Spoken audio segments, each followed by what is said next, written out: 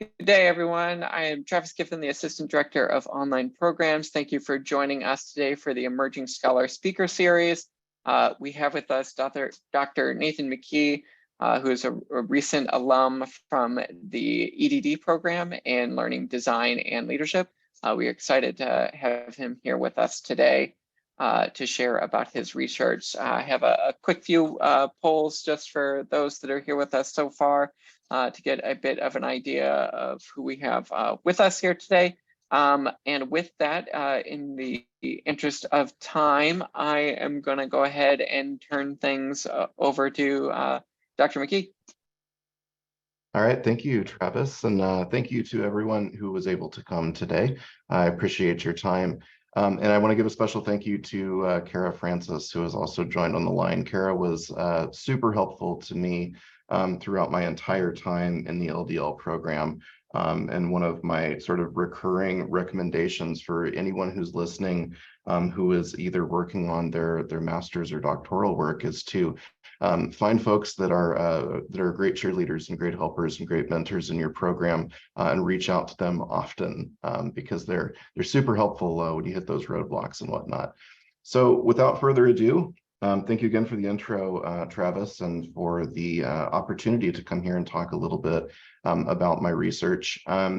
My name is Nathan McKee. I've worked in educational technology and supporting teaching and learning through technology for my entire career. I'm currently working at the University of Washington. I've previously worked at the University of Houston, University of Kansas. I've also I got my master's degree and doctoral degree from the University of Illinois, so I'm excited to be able to speak to other folks in those programs as well. So before I talk a little bit about my research itself, what's interesting about this type of talk is, unlike the dissertation defense, I have a little bit more opportunity to talk about sort of the context around the research and sort of why I made some of the decisions I did, and hopefully answer a few questions for people who are in that process right now, either sort of during the conversation or at the end when we have Q&A. But if you do have any questions, feel free to throw them in chat. It sounded like Travis would be able to keep an eye on that and let me know if anything pops up. Otherwise, I will try to keep you entertained for the next 40 minutes or so. So the thing I will start with saying is I had started the dissertation process at the very beginning of 2020. And as you probably recall, this was right before COVID really became kind of a big thing. I was living up in Seattle, and that was where the first cases of COVID were found in the country. And so I think folks in my community and the university I was working at were concerned maybe before others in the country were, just because of the proximity of it. And meanwhile, I was at the very beginning of starting to sort of conceptualize what my research might actually look like.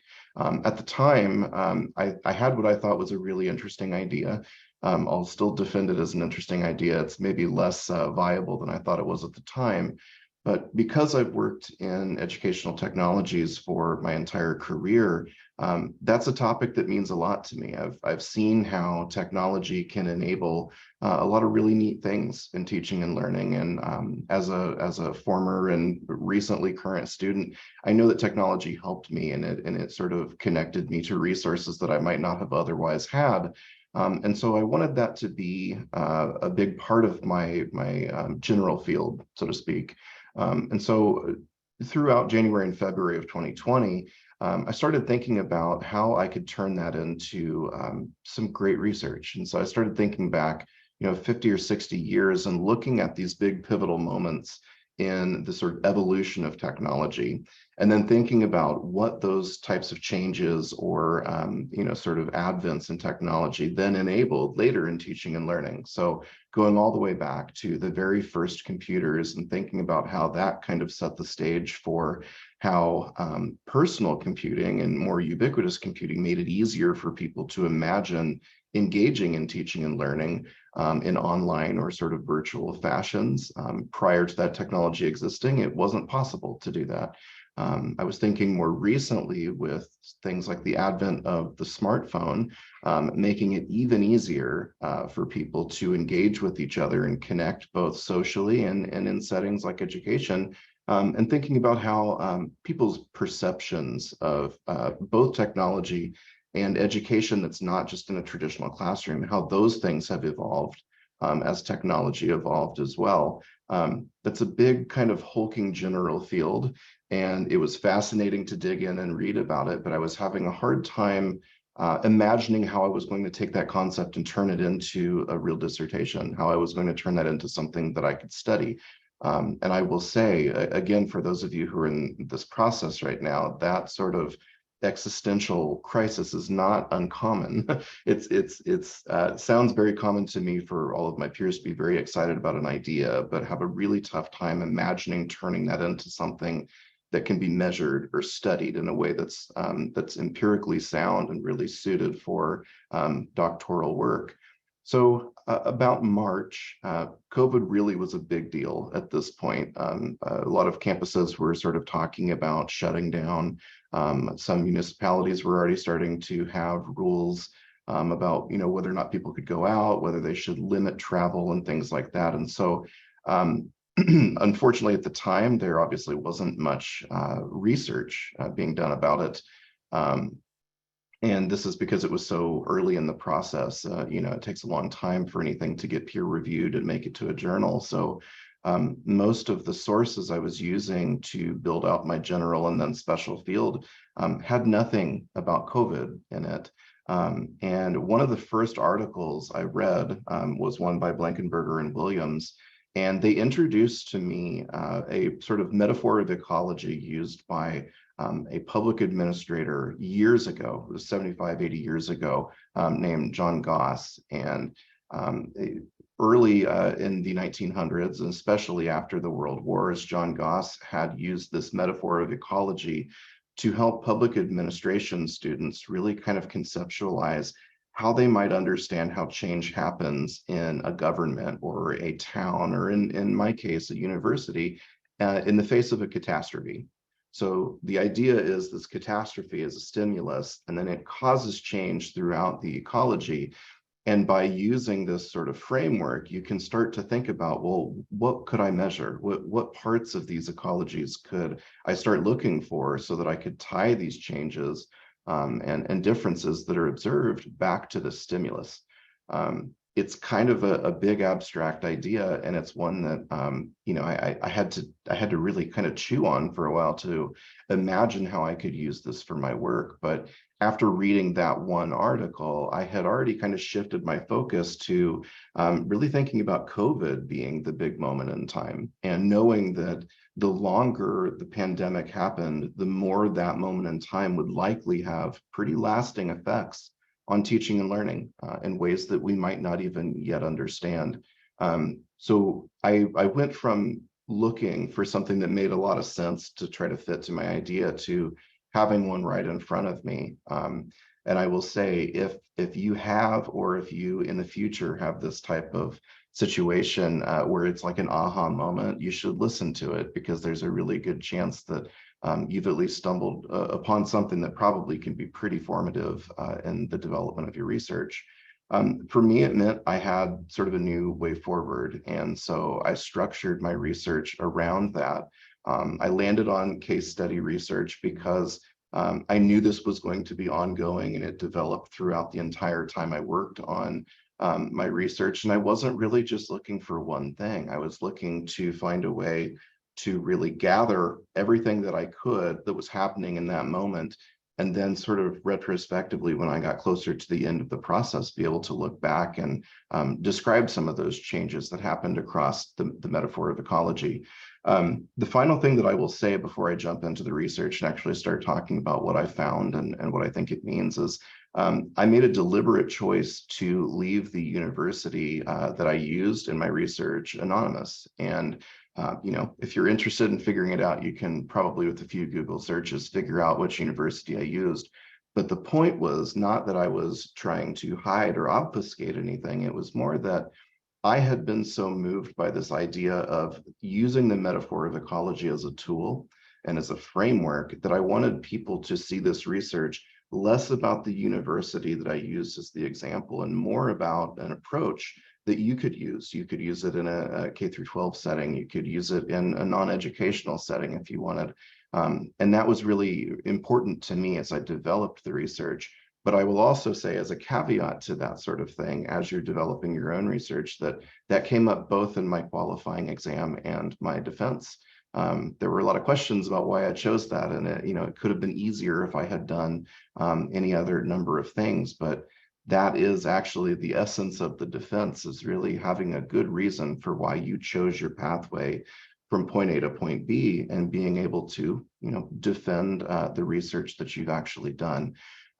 So without further ado, I would actually like to kind of work through my slides and show you a little bit about my research itself. And yeah, I'll save plenty of time for Q&A to the end. So let me load my slides here. Travis, it looks like it's still disabled. Let's see.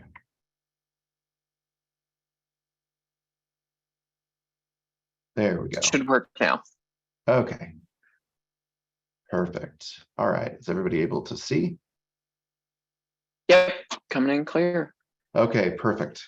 Okay, so the title of my research was Measuring Disruption in a Higher Education Institution Using the Metaphor of Ecology. And it takes the form of a case study of changes to post-secondary education during the COVID-19 pandemic. So I've already described the purpose a little bit here, so I won't spend too much time on this slide, but really it was tying this big moment that was happening in time to this sort of theoretical framework and metaphor, and that really did guide, like I said, the bulk of the design of this research and the way that I sort of interpreted the results towards the end as well. The literature review, excuse me, as I mentioned earlier, it really evolved. I was actually able to then still tie in a lot of the ideas from that sort of early idea of taking sort of pivotal moments in the sort of evolution of technology writ large, and saying that we may be able to see similar types of impacts and effects in the future after COVID-19 sort of goes away or we deem it over. But the key difference there is that COVID-19 was not necessarily a technological evolution itself. We could argue that the ways in which we teach and learn have been changed or impacted similarly to some of those other advents, like the ubiquity of personal computing or smartphones, but they're not like for like exactly. But I really did, like I said, sort of shift my focus a little bit into this metaphor of ecology, and the ecology itself is broken down really at the basic level to the people in the ecology you're studying, the places, in our case, both physical and virtual, and the social and technological connections that tie them together. Within that sort of that comprises the ecology you're looking at, or the one that's being studied, and is pretty critical to the way that I structured the research herein. So I will also say you don't need a research question for a case study typically. I personally felt like I wanted one to help guide me a little bit, because I was looking at a really wide field of data and information, and it was looking at things that were changing rapidly also. So remember, I was starting this process as COVID was happening. I was working on some of the toughest parts during like late 2020, early 2021, when campuses were partially shut down, for sometimes entirely shut down. It was during a really disruptive time where there were, restrictions on how close you could be to other people in public. It's easy to forget how disruptive that was now, because I think in a lot of ways we've moved past it. But it helped me kind of stay focused on what it was I was actually looking at, so that I didn't shift the entire focus of my research every time something new and disruptive happened kind of within COVID. So I said I specifically wanted to look at different dimensions of teaching and learning at a university, and specifically I wanted to see how they might have been affected by policy changes or operational guidance, things that were coming from potentially the university, the city, the state, even the federal government, because all of those different layers of agency were giving recommendations, sometimes orders, sometimes requirements and policy changes. And so I went back to Goss's metaphor and said, I need people. So I need to look at students. I need to try to somehow get the experiences of the students, whether it be, their enrollment rates, their ability to get out of the ecology and graduate, so to speak. I also wanted to look at the physical spaces. So I looked at the changes to the classrooms and sort of shifts from how many courses were in actual physical classrooms to remote environments as well. I also wanted to try to capture some of the experiences of the staff that were supporting teaching and learning. And so I was looking at the support demand for all of the different tools like learning management system and video conferencing tools like Zoom, lecture capture, other types of tools that are used heavily in the classroom. And during my qualifying exam, because originally those first 6 bullet points were the only ones that were in my scope, I was posed a really difficult question that I didn't have a good answer for, which meant I needed to go back to the drawing board. And that was, you need to be able to account for the experiences of the people if you can. And at one point it was recommended that I do like focus groups or surveys or some way to gather qualitative feedback from folks. But I had a really hard time imagining how I could do that at the same scale and scope of what I was trying to do with all of these other dimensions. Early on, my plan was to take institutional data sets that were requested externally as a student from another university and say, I want to see all of your enrollment rates, all of the graduation rates. I want to see the changes to every single classroom on campus. I want to know these big slices of the ecology that are best used to sort of approximate the entire ecological change. But thinking about sampling a couple hundred students or doing focus groups with people that likely would have had some sort of bias because of how I would have selected them, considering I was sort of close to, so to speak, this university, it didn't seem to fit the structure.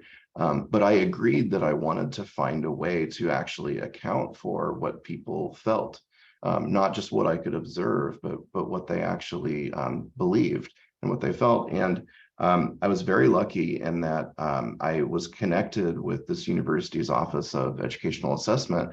I told them about my research. They thought it sounded interesting. And they were willing to give me anonymized average means of the answers to the questions on the course evaluations that are given at the end of each quarter that rate students' perspective on the course as a whole, the instructor's effectiveness, their contribution to the course, and some really interesting dimensions that actually give us an idea of what the student experience was like, but at that same large scale that represents the entire university ecology and not just sort of a selection, so to speak. So I did luck out there, but if you're preparing for your qualifying exam, do not be surprised if when you're done with it, hopefully you pass. If you do, there's a good chance you're going to have to go back to the drawing board and kind of adjust sort of your assumptions and the way that you were thinking about your research prior to that moment. The methodology I used, it was an interpretive style case study. It's exploratory. I kind of knew what I was looking for, but I didn't know what I was going to find. I would say that feeling of knowing what I'm looking for kind of helped me shape the approach, but keeping an open mind and knowing that there's a good chance I'm going to uncover things I wasn't looking for, or that the things I looked for might not actually show me what I assumed. That's kind of a beautiful part of the research process. Like I said in the last slide, I wanted to use institutional data sets. I wanted to request them from the university as an outside member, and I wanted to use whatever they gave me. And it was very important to me to make sure that I didn't put anything in the final product or in my slides that wasn't gathered that way. I wanted to remove any sort of notion of me being an inside researcher as possible, because I know that that's also a challenge when doing internal research and being an inside researcher. So that was a way that I sort of created a check and balance in there, was making sure that I was operating only as a student from Illinois and not as an employee or an affiliate of the university that I was studying. I also used public documents and information about what was happening in the world at the time. I created a document that became an appendix in my final dissertation. And it's a very detailed timeline of sort of the beginning of COVID. And it's, for me, it was strange to build it and go back and look at that, because I had even forgotten when things were happening, and at some points how quickly things were developing, from one announcement happening and then the next day new policies being introduced, and then a week later us being asked not to go outside unless it's an emergency and things like that. So it serves as almost a companion piece to the charts in my research. Excuse me, and I found that to be really helpful when it came time to sort of interpret the results, where I could go back and kind of contextualize what was happening in each academic quarter with what was going on in the city, in the state, in the country at the time. And it, you know, because it's interpretive, there's a little bit of sort of open-endedness in there, and being able to sort of take a triangulation approach where you're pulling in information from different places. And, you know, you can't necessarily always explain things, but you can describe them in ways that hopefully are useful to your reader. So it hasn't hit ProQuest or ideals yet, but if you check out my research when it posts, if you're interested in that part of it, it is back in the appendix. And it's worth a look if you're interested in the sort of historical development of COVID in teaching and learning. So let's see. So the logic model I used, I mentioned this briefly sort of in my introduction. In John Goss's Metaphor, he specifically talks about the sort of structure of an ecology, but then he introduces the notion of catastrophe. And a catastrophe is, you know, I assume negative in most cases, but it's an event or a stimulus or a moment that then causes change, sometimes causes chain reactions of change. And it is sort of central to this sort of ecological thought model. The reaction to it, and in my case, was the development of policies and procedures that were as a result of COVID arriving. So whether or not people were allowed to be on campus, whether courses were allowed to be held at certain times or in places, whether we needed to change the behaviors of people who were using spaces. And then I also sort of broke down that sort of third column into the people, the places, and those connections between them, so that it was easier for me to sort of logically group the way I could interpret the results kind of within the framework of that metaphor. The very first one that I'll look at was one that I found really interesting because it's sort of one of the first upstream things that happened that you can start to see as a larger impact later. I apologize, it's sort of hard to read the labels on here. It was very small font. It's a little easier in the final document, so hopefully you can see that if you're interested. But the top chart was the distribution of classrooms on campus with the corresponding range of capacity. So the vast majority of classrooms on campus were 100 seats or below. Most of them are between 30 and 60 seats. I think that's likely common on most large university campuses. It trails off quite a bit when you start looking at the really large classrooms of 300, 400, 700 seats and whatnot. Well, in the beginning, when the 6-foot distancing rules were applied sort of indefinitely, and then also in the state that I was doing my research in, they capped social gatherings at no more than 50 people. So that number went to a theoretical maximum of 50. And many of those sort of smaller rooms that were 10, 20, 30, maybe even 40 seats, by the time we had figured out how many people could be in there with spacing, they became, 3, 4, 5, or 6 capacity, which doesn't really actually fit most courses. So what we ended up with was a radically reduced number of viable classrooms. And you can sort of imagine now how that sort of change is going to force some of those courses that would have maybe preferred or would have liked to have been on campus to actually move to a different modality, simply because there just wasn't supply. The elements of place also, I think we can round out that sort of idea by looking at this chart with a couple caveats. This chart started by showing the number of in-person versus distance or online courses in the baseline year. So I used a year prior to COVID, just to sort of to give you a sense of what is normal. I used the year where COVID arrived, and then I used a full year after. So you can see there was not a whole lot of entirely remote, entirely distance learning happening at this university prior to COVID. During the 2019-2020 academic year, spring 2020 and summer 2020 should actually be almost entirely pink. When I got this data originally, there were two issues with it, and the numbers were not lining up with the math that I had just done on the reduction of classrooms. Fortunately, I was able to reach back out to the data team and kind of explain the problem I was having, and I found that the way they had temporarily coded the shift in the on-campus to online modality was different than the parameters I was using to make the data request externally. So I'm glad that I asked, because this is a pretty important chart for my final dissertation. But you'll notice on spring 2020 and summer 2020, those should both be pink. From autumn 2020 on, we were able to figure out the coding they were using sort of in the behind the scenes with the database, so that we could see that the vast majority from autumn 2020 on was online. And that number actually grew until the end of spring 2021.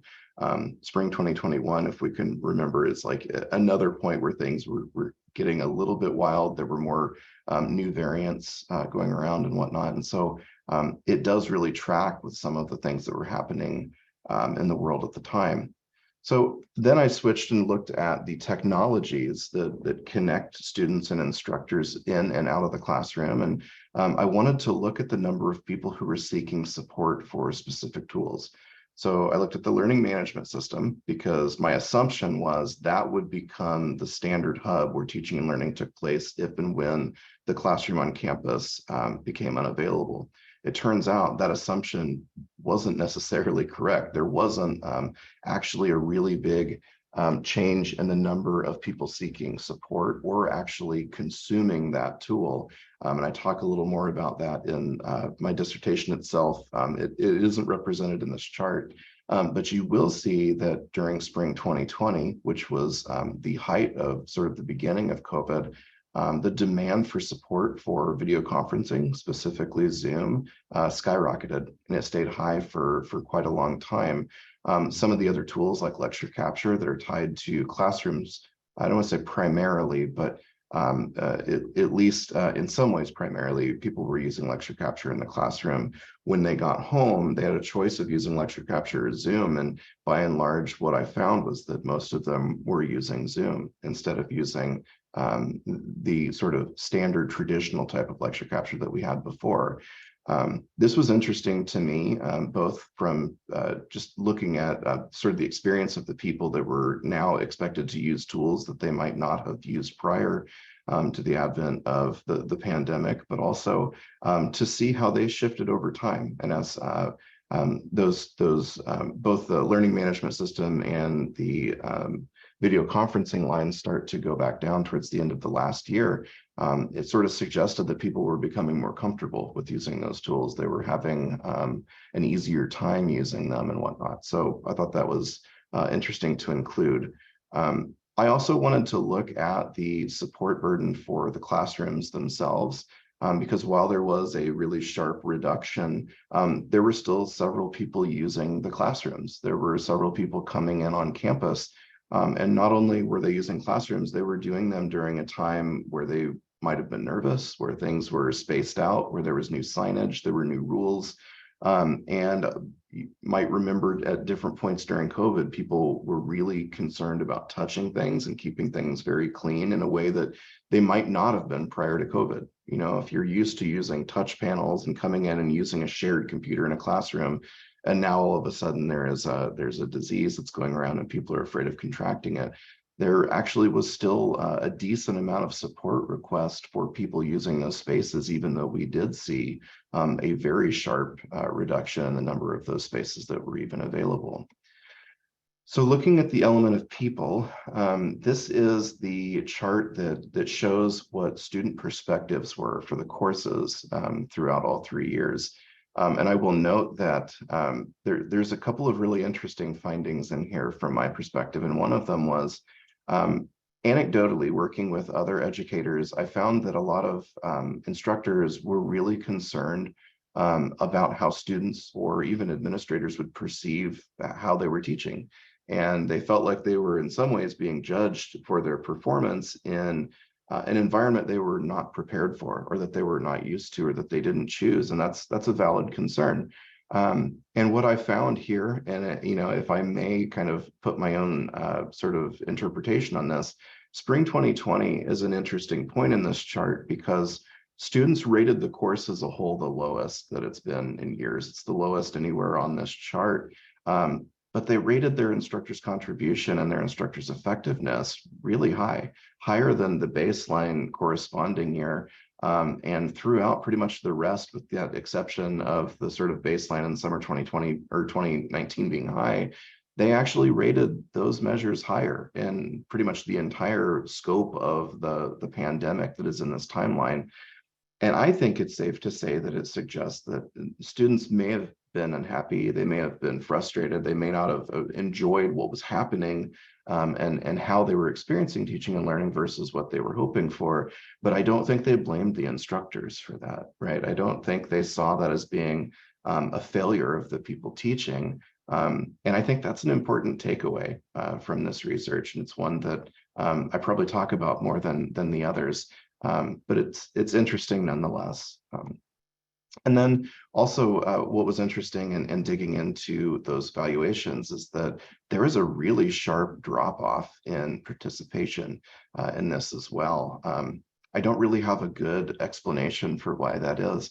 My assumption would be that I'm not sure students felt like it would actually matter as much if they say that they're not happy or they don't like something, because it might have felt obvious. A lot of people were feeling a lot of stress and unhappiness about many facets of their life, not just courses, not just work, but things were difficult, I think, across the board for people. So I'm curious, for a number of reasons, what happened in the couple of years that are not represented here. I mean, granted, I had to cut off my timeline in summer 21 to really start focusing on developing my dissertation, but it's been almost 2 years since the end of my timeline. So for future research, I do hope to flesh out those next couple of years, so that we can see if there have been changes and rebounds and how people sort of engaged and whatnot. So the one thing that I assumed was going to be the most interesting thing in my research, and it ended up being really not that interesting, I think, in some ways, was I assumed there would be a really, really big change to the enrollment and graduation rates. I just assumed that it would be frustrating and difficult for people. I assumed the longer it went on, the less people would want to enroll. They would want to wait, or they would want to do something else. I also worried that the disruptions were going to make it tougher for people to graduate and to persist in their degrees. And by and large, at least at this university and this type of university, it's a large research one flagship state university. That wasn't the case. That sets me up for some of the other types of research I would like to do with this same sort of framework. And I want to look at other types of universities in this state or in this region to see if other places that were given the same policy changes or guidance or instruction from state and local entities, if they had the same effects, or if we had different impacts at, say, a community college or a technical school versus a large public, four-year research institution.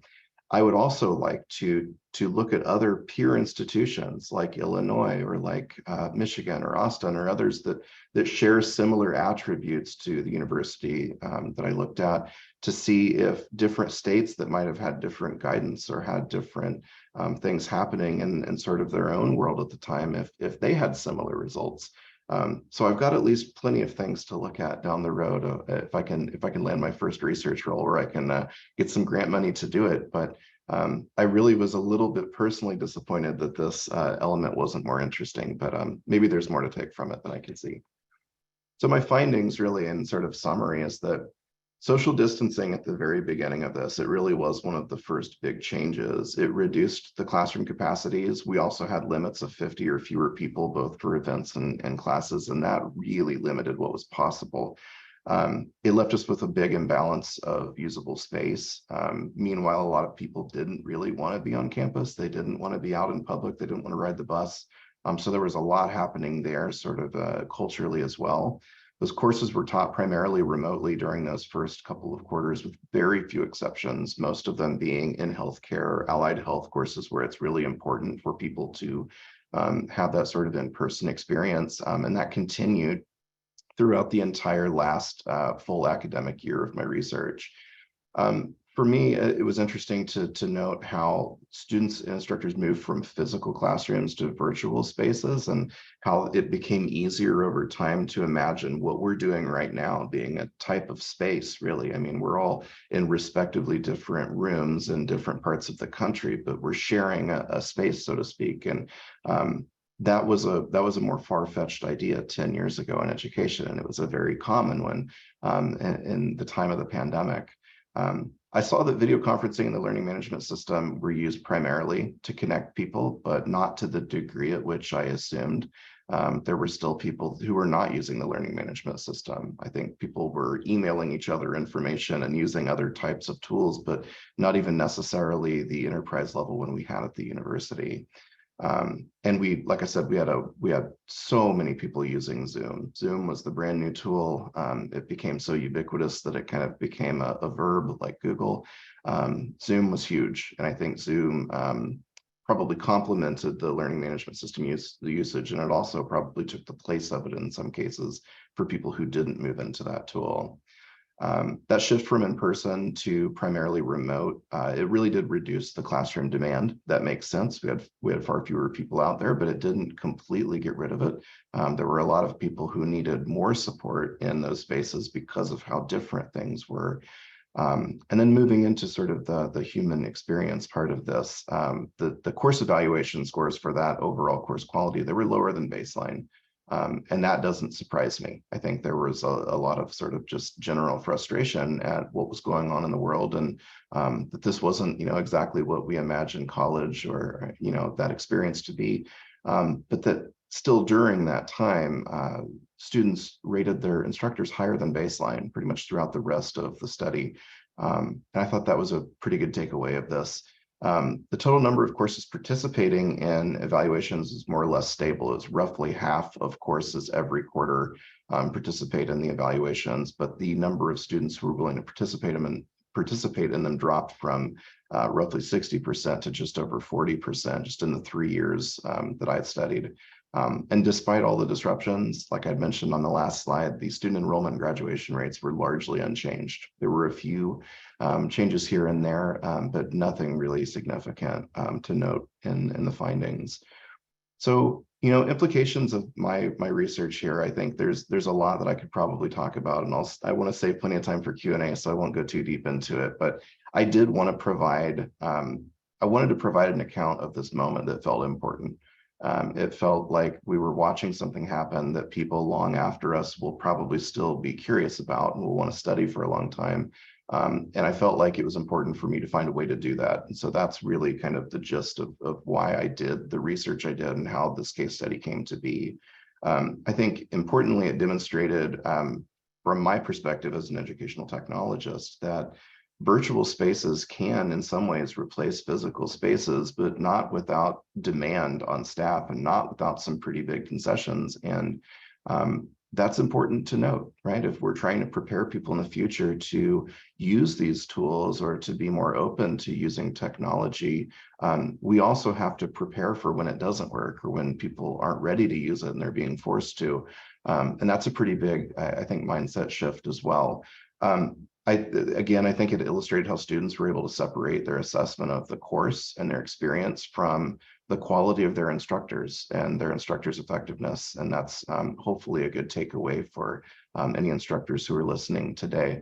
And finally, again, on a personal level, I wanted to create a real world example of Goss's Metaphor of Ecology.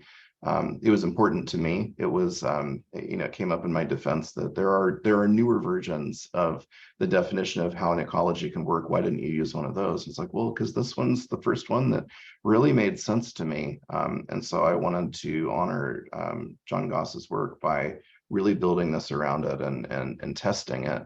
And from my experience, it seemed to work really well. So for future research, like I mentioned when we were kind of wrapping up there on the charts, I'd love to do the same type of thing with peer institutions and see if there are different cultural shifts or political shifts or things that maybe could cause different outcomes than what I saw at the university I looked at.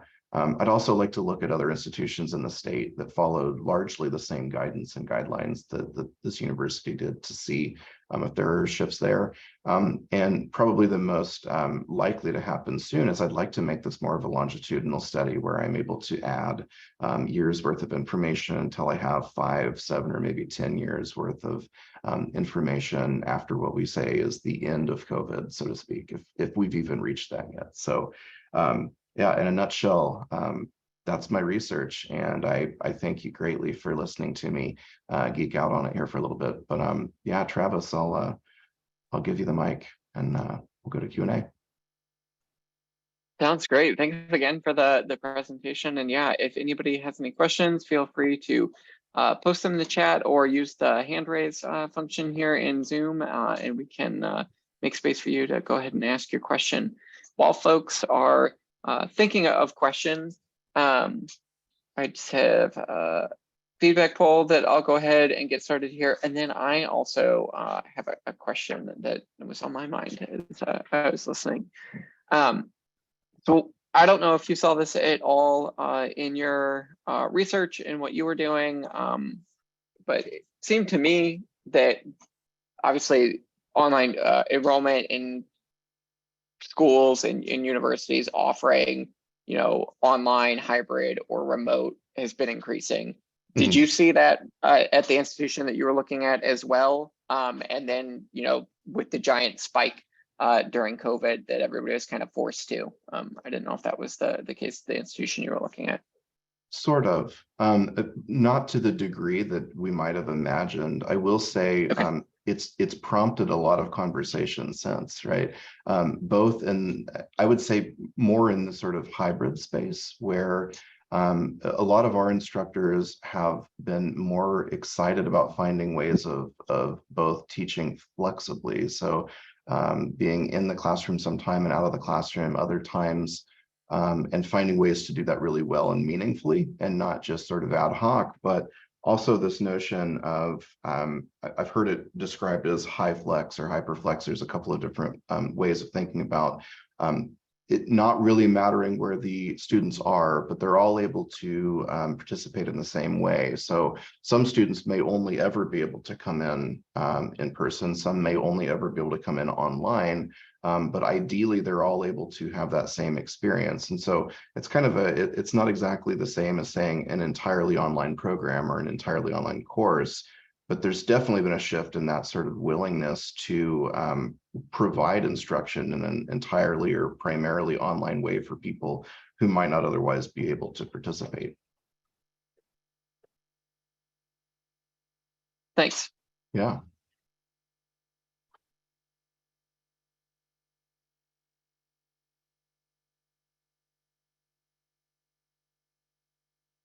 Again, while folks are thinking of questions, just a reminder, this is being recorded and it'll get sent out to everybody about 12 hours after the recording. For those of you that might be watching this recording, if you have questions or something like that, you can feel free to email me, and I could probably direct those to Dr. McKee here. Maybe we could get some of those answered. You can reach me at tgiffin, Giffin, at illinois.edu. Thank you, Dr. McKee, for your presentation. I know I came in a little later, but I was definitely interested just because even for our institution, when we did our climate survey at the time, a couple years ago during COVID, we definitely had COVID intentional questions. And we definitely heard back from students that one of the barriers for them was the inconsistency around the modality being offered just the way that the instructors were sharing, and this is in higher ed, so I know you were, and maybe I missed it in the beginning. Were you looking at K through 12? No, but post-secondary also. Yeah, So okay. I higher just ed. wanted to make sure. Okay. So they definitely shared that. We found that in our campus climate surveys for sure. The modality, the inconsistency of like they understood that the professors were also adjusting, but like the time, like when they would say they would have office hours or when they would say they would be available or like how they were teaching was hard for them. And then the additional platforms in addition, we're definitely finding that we noticed as well. So I definitely see a lot of what I heard you share, very just validating for what definitely was going on. I'm also in the West in a large system. So I just thank you again for your presentation. Yeah, absolutely. And thanks for that note. It's it has been interesting. We didn't have a similar climate survey happen like that at the same time. I almost wish that we had. It would have been really interesting. If I was even able to get that information, it would have been interesting to include that sort of thing in my final results, because there wasn't anything analogous to that instructors used to give sort of their perspective. So while I do have information about what the students thought, I didn't really get really any sense of what instructors thought other than anecdotally. And that's not really a safe place to start when you're trying to use feedback for a case study, because I could probably count on both hands the number of people that I heard from regularly, but there's tens of thousands of instructors in the entire system. And I think it was in some ways a missed opportunity that we didn't have a way to gather feedback from those people. But like you mentioned in chat, we also had survey fatigue. We were asking surveys about anything and everything every time we tried a new tool, every time we had a question. So I'm not sure how useful it would have even been. I will also say, to the credit of the people writing those surveys, I'm not sure anybody at the beginning of COVID thought it was going to last 2.5 years, right? I think in the beginning, some of us were being maybe overly optimistic and thinking it would blow over by summer, and it would just be a thing that would happen and go away and not be so radically disruptive.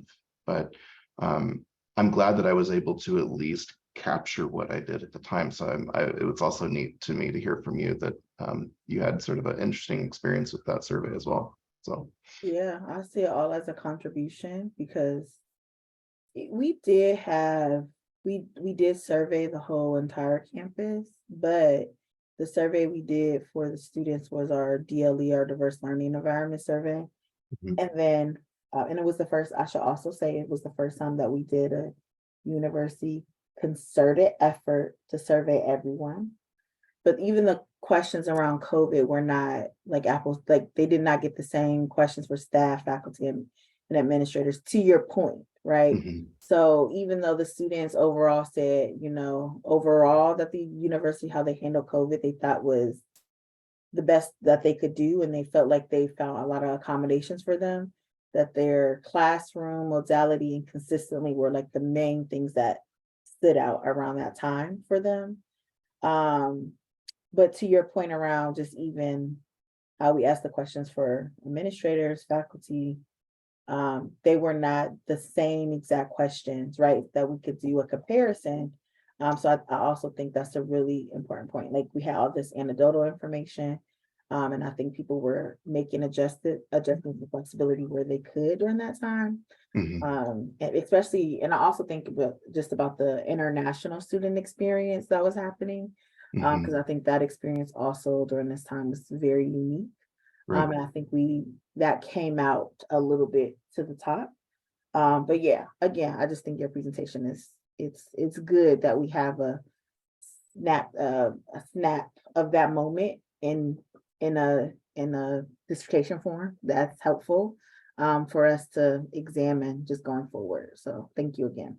Thank you. I appreciate the kind words, and we should probably connect sometime offline if you ever have questions. I'd love to talk more. So.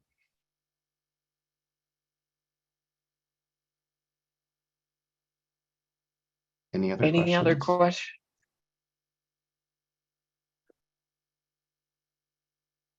Oh, I just want to say thank you for your lecture, and because I just I'm an online master degree student, and I joined last year, and I joined almost so many chaos before the transition from the on campus to the online course.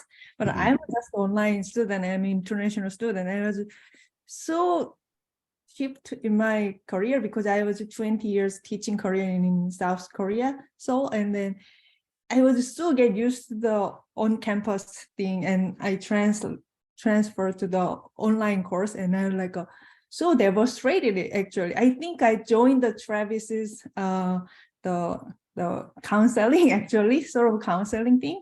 And remember that because it was so devastating, and then it is so many things university try to help the students who are a little bit frustrated, but I'm just glad your research actually I was where I'm positioned, and then what is the because I'm interested in education, and I'm just glad that you really point out the what kind of a thing is actually the instructional technology is actually helped me, but I actually called the UIUC technology team and helped me something. And I was in the data. I'm just I want to say thank you to you, but I also want to know in the another thing like as an online student, I was really feel isolated.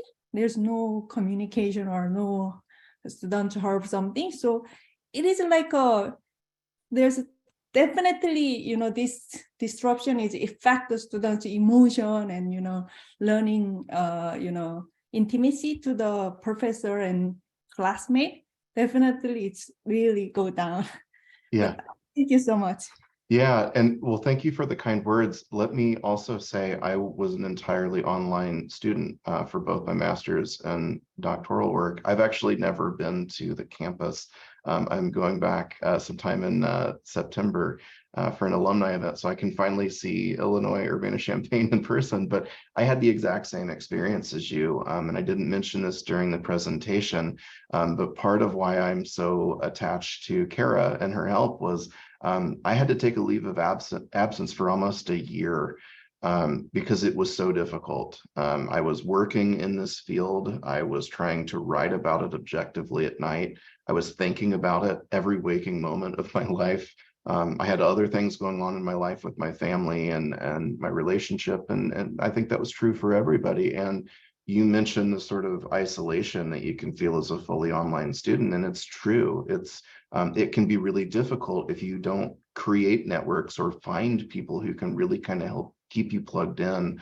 I was somebody who chose not to participate in a lot of the sort of group activities because I thought that I wanted to be a little bit more of a lone wolf. And it turns out when things got really tough during COVID, I was missing a lot of peers and friends and connections.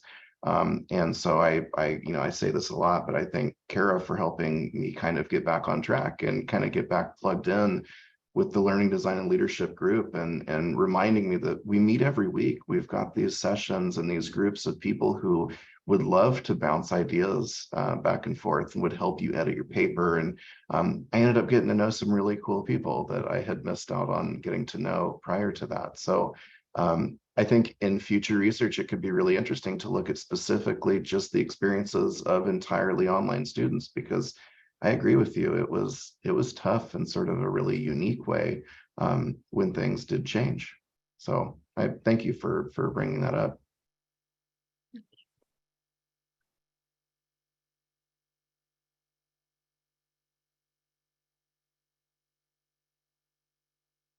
Thanks again for the questions. Yeah. I'll do a last call here.